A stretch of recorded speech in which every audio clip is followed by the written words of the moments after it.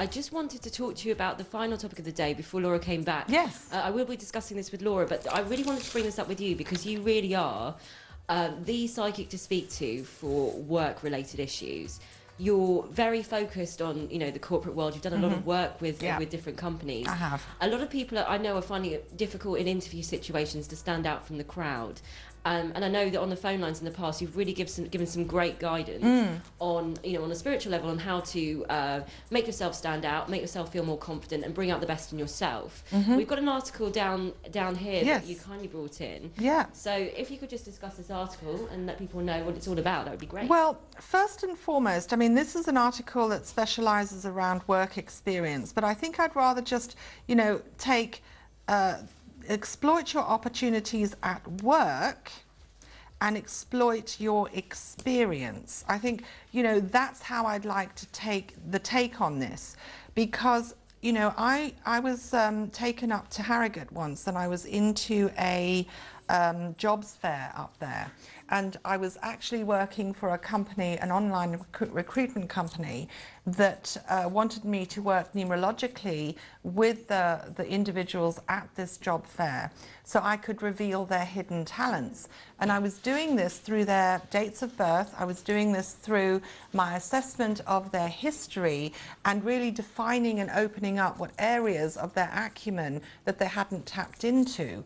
And I really found that people walked away from that going, you know what, that resonates so much with me. It's almost as though the choices that they'd made in their careers were at times, as a consequence, let's say, of parental expectations, where they go to college or study or what further educational skills they were going into, were actually guided in and expected by parents. So sometimes people take a road that is expected of them, and when they get there, they find that it doesn't actually suit them. Today, of course, we've got people who are hot-seating their careers. They go into a certain aspect of their career, they refine that knowledge, and then they move on and refine another aspect of knowledge.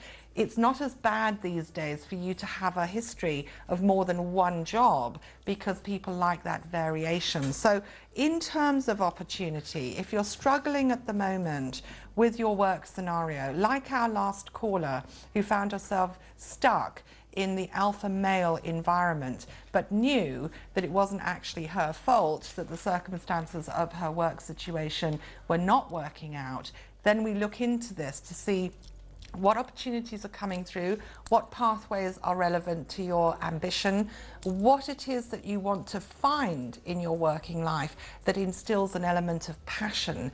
And I think that that is very, very important. It's my belief that you have to work at what you love doing. When you love what you do, it makes your life so much easier, so much better. And sometimes you have to step away from the expectations of others and find what makes you happy. And, if you're at that point in your life where you're at a crossroads, you just want a little bit of advice or guidance around that area, then please do get hold of me and contact me as soon as you can.